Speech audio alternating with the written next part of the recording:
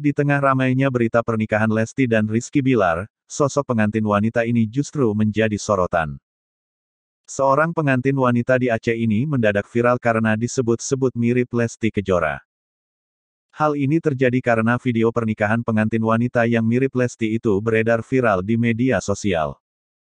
Seperti yang dibagikan akun TikTok @evinriza2, Senin tanggal 14 Juni tahun 2021.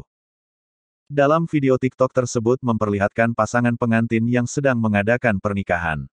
Sosok pengantin wanita menjadi sorotan karena wajahnya mirip Lesti.